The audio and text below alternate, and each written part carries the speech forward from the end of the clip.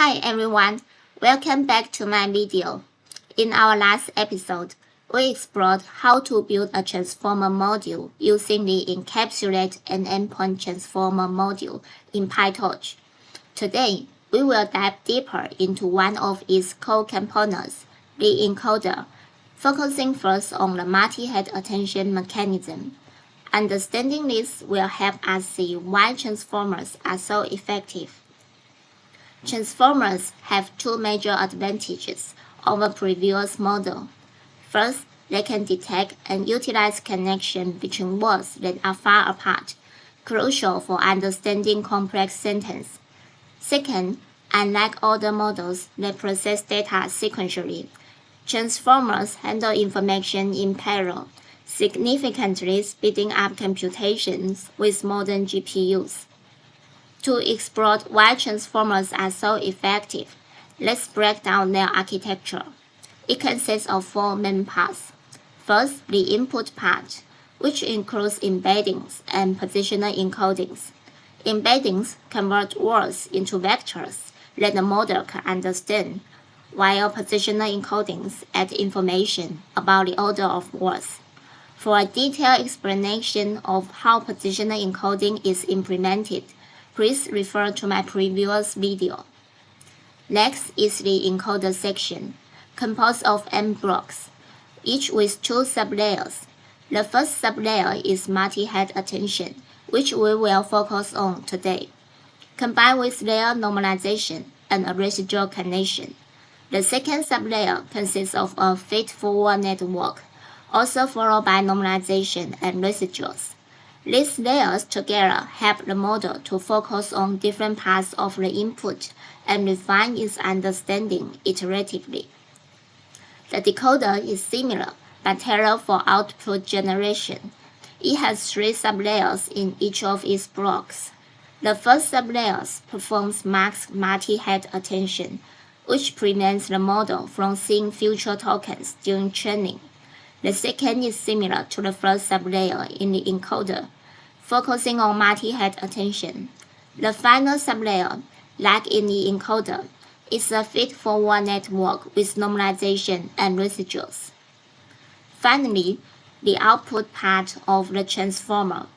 After processing through the encoder and decoder, the output goes through a linear transformation to match the desired output size, followed by a softmax function to turn the output into a probability distribution. This helps in tasks like translation, where each output word is a choice from a vocabulary. Focusing back on today's main topic, the multi-head attention in the encoder. Imagine it as a large networking event. Think of queries as attended with specific questions, keys as name tags giving a clue about potential answers, and values as the substantive information each person holds. Given the scale of this event, no single person can engage effectively with everyone. Hence, multi-head attention acts like multiple representatives, each tasked with understanding different parts of the conversation. This way, they collectively cover more ground and reduce the likelihood of overlooking important information, balancing out potential bias that might arise if only one type of discussion was considered. Let's see how this concept translates into code. Let's start by importing the necessary modules.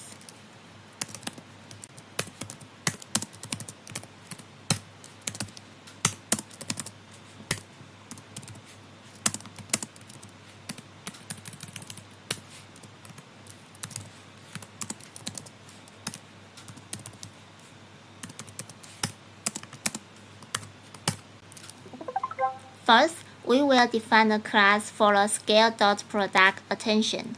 This is a key component of the multi-head attention mechanism.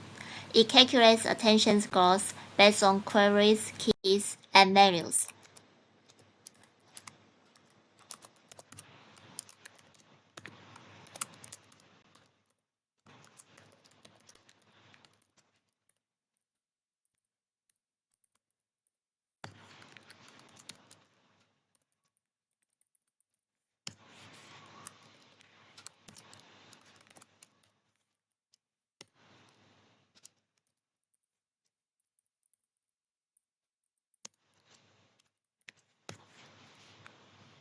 In the forward method, we compute the dot product of queries and keys and scale it by the square root of decay, which is the dimension of each key or query, to avoid large values in the softmax step.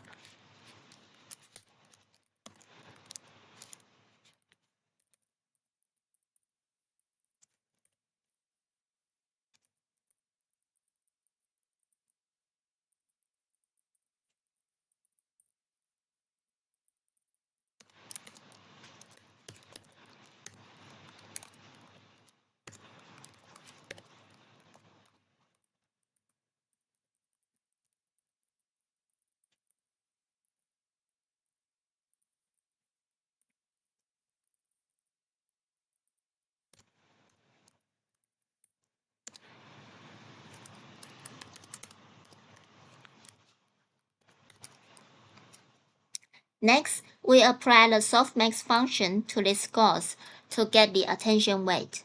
This tells us how much emphasis to put on each value.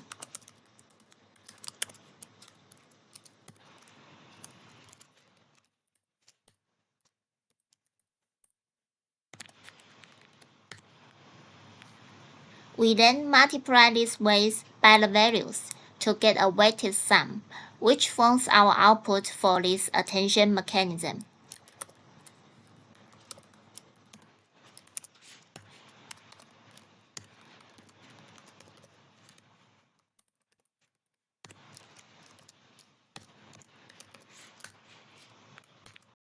Now, let's define the multi-head attention class. This class uses the scale dot product attention we just defined, but it does so multiple times in parallel, which is where the multi-head pass comes in.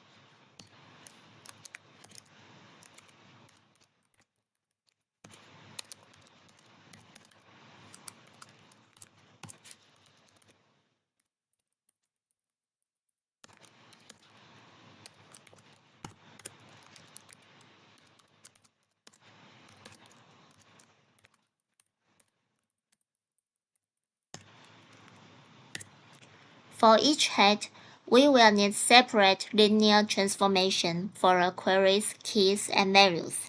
These transformations prepare the input for the attention mechanism.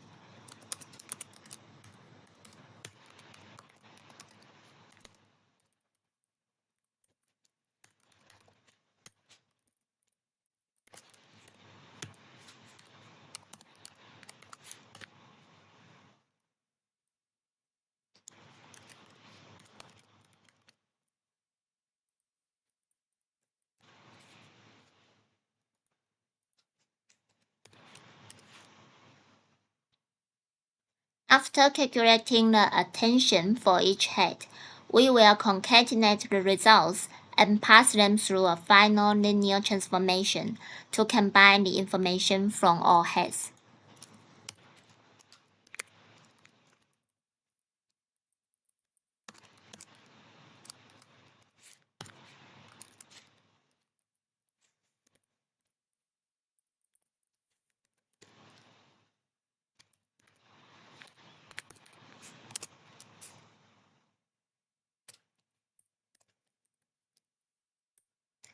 In the forward method, we apply these transformations and then reshape the output to align with our multi-head structures.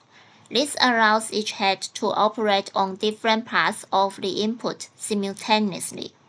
We start by applying linear transformations to our input X to generate the queries, keys, and values.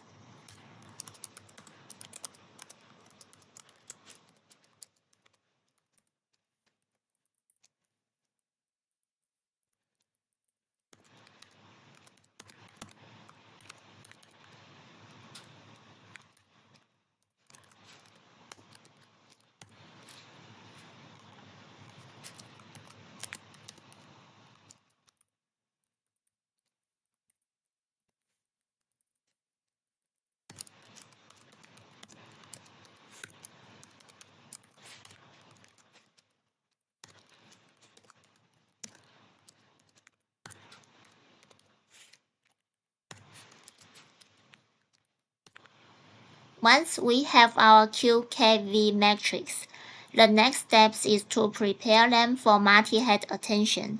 This involves reshaping and then transposing. Let's break it down.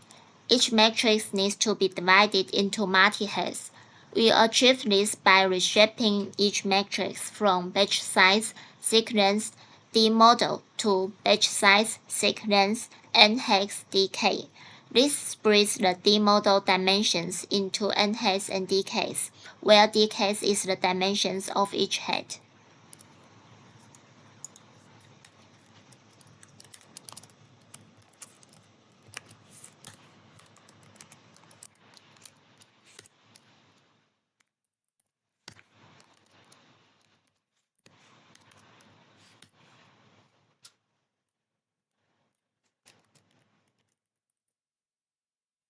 The transpose operation is crucial here. It swaps the positions of the sequence length and the number of hex dimensions. Why do we do this? By transposing, we rearrange our matrix so that each hex data become contiguous. This makes it easier to apply attention mechanisms independently on each head. The transpose changes the shape from batch size, sequence, and hex decay to batch size and hex sequence decay. Here's how we apply it.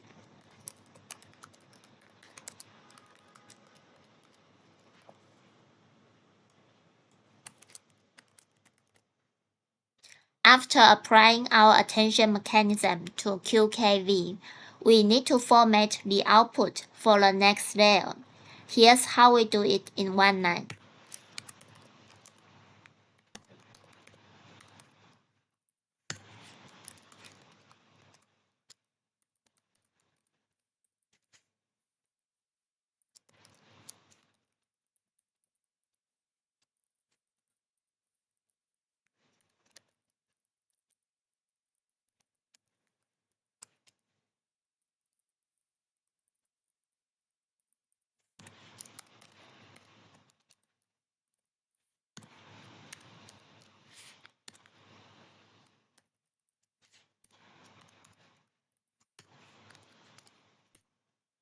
First, we use transpose to switch the hex and sequence length dimensions. This helps in aligning the output correctly for further processing. The contiguous mixes make sure the tensor is laid out properly in memory, which is necessary after transposing. Then, view reshapes our tensors. It combines the hex and dimension data into a single dimension, aligning everything for the final linear layer. This step is crucial as it consolidates the output from all hex, preparing them for subsequent operation. Finally, the concatenated results are transformed one last time to produce the final output. This output combines insights from all hex, giving us a rich and nuanced understanding of the input.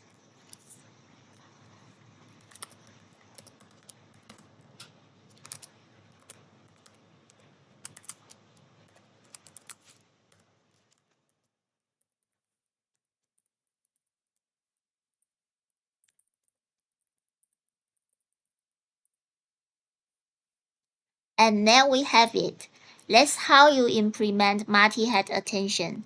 By using multi-head attention heads, we can capture different aspects of the input data, which enhance the model's ability to understand complex patterns. Thanks for watching. I hope today's deep dive into the multi-head attention has been enlightening. In our next episode, we will complete our exploration of the transformer encoder. See you next time.